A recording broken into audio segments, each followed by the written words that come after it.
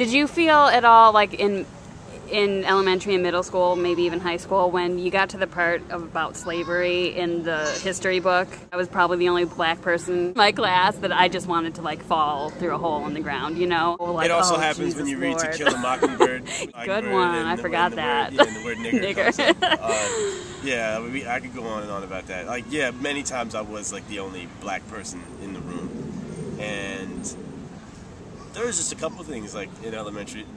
Couple experiences where it would be. I think one time, I remember first grade, we read about Martin Luther King, and at the end, and my teacher was white, and at the end, my teacher forgot the name of who assassinated Martin Luther King, and I was in first grade, so I was like 6 or 7, and I was like, oh, it's James Earl Ray, or like that's, you know, at least that's what I was taught. I was like, it's James Earl Ray, and she goes, I think that's right, and it was just like her face was just kind of like, wow, why does a 6-year-old know this? I don't know this. So yeah, there was. Did you ever feel pressure, like you had to, like if you made a mistake, it was going to reflect on the race? Yeah, that's actually funny too, because most people probably wouldn't think that I would feel that. I would assume that most people probably, why would you even feel that pressure? Because nobody's going to think that you're black anyway. But no, I absolutely did. Like one other quick thing though is I remember I felt kind of uncomfortable when we watched like videos on the civil rights movement, and like you're seeing like people being sprayed by fire hoses and attacked by dogs. Like I got the sense that everybody else in the room was looking at that like, wow, that really sucks. But I was looking at it like, if I was around back then, that would have been me, you know? So it was just kind of a difference. Like I was a little bit more, I guess, afraid and scared that knowing that I lived in a society that like could have done that to me, right. You know? So it's a little bit more personal for me. But in terms of what you said about pressure, yeah, I definitely felt like there's times where I felt like if I messed up on a word, like pronouncing a word, yes. or if I didn't know, or if I didn't do quite as well on a test, or so yeah, I felt like it would reflect badly. But also, like in this, I think I have a feeling this happens to a lot of biracial people.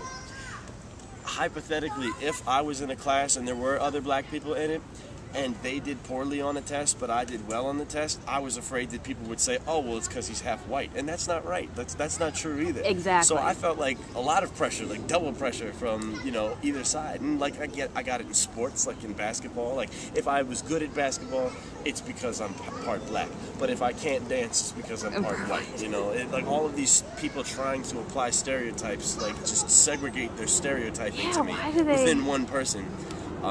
So sometimes I felt the pressure, like I better be, you know, sometimes I felt like I needed to be good at basketball or maybe not too good at basketball or like better at dancing or not too good. And after a while I started to say, this is ridiculous. Like, this is, you know, what is the point? Why am I trying to live up to, you know, this image that people who I'm probably not even going to see, you know, 10 years from now want me to be. So I'm just like, I'm just going to be me and do what makes me happy.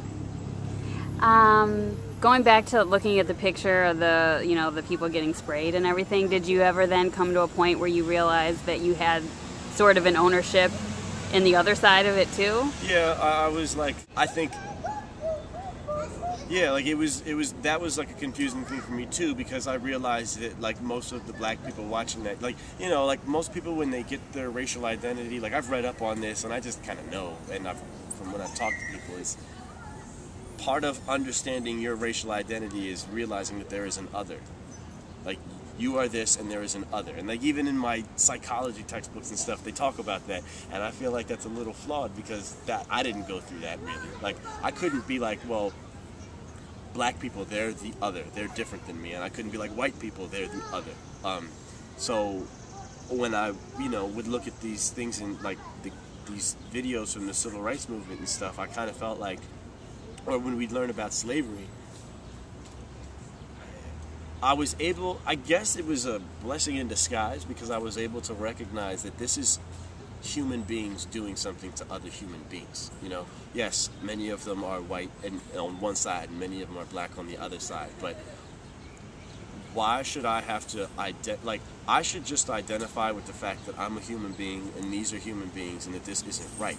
And I felt like that's actually how I think everybody should feel that way. Like, why should a white person only be able to identify with their white slave owners and feel guilty about that?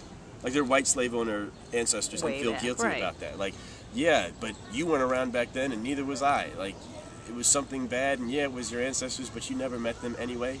And this was something like, how hard is it to try to identify with the slaves? Or how hard is it to identify with the white abolitionists that were also possibly your ancestors, you know?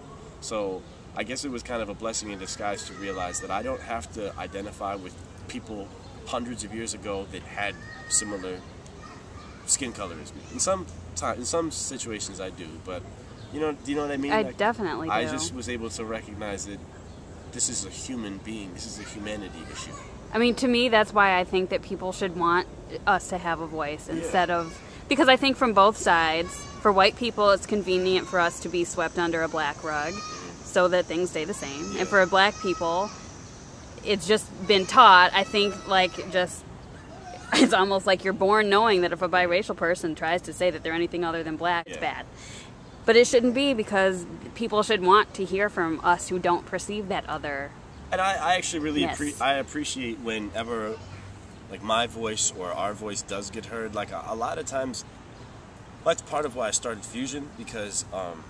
Will you tell everybody what that is? Oh, sorry. No problem. Fusion is the first multiracial organization at Rutgers University in New Brunswick, and I started that my sophomore year of college. Yeah. Thank you. You're welcome.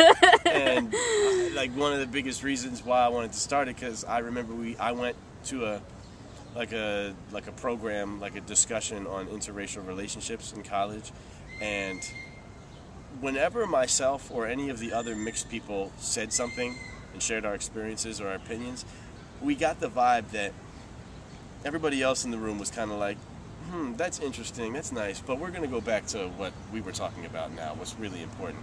And I felt like we were just being trivialized, and I said, if we had more people here, like more of a movement, more people to kind of back us up on this, I think we'd be taken more seriously, and people would kind of understand the complexity of all of this that's Where do you think on. that impulse of monoracial people, I'm going to say, comes from to just discredit even our experience, like whether you... I'm trying to put myself in those shoes, but I guess if you've grown up your whole life thinking that it's supposed to be very categorized, like black people are with black people, Asians are with Asians, and so on and so forth, that now having to understand what multiracial people go through, like, requires a pretty profound, like, paradigm shift in your whole like way of seeing the world. Like, I can imagine that. So, but it's weird. It's like frustrating for me, and I'm sure it's frustrating for a lot of multiracial people, because that's all I know. Like, your confusion is my, like, that's all I know. So even like growing up, even when I was really young, like, I just knew that I kind of just already knew that all of my peers just automatically assumed that races stayed together. Even if they didn't have it, like, we weren't even old enough to really have any racial hatred. They just assumed that that's the way it's supposed to be. So then when my parents come to pick me up from school or from camp, it's like, whoa, wait a minute, that's not your dad, or that's not your mom. There's something wrong here. But that's all I know. You know what I mean? Yeah. So that's why it is kind of frustrating for me when there's, like, I guess this just difficulty in, like, bridging gaps or understanding these things. But despite the frustration, I still look at them as opportunities to have learning experiences.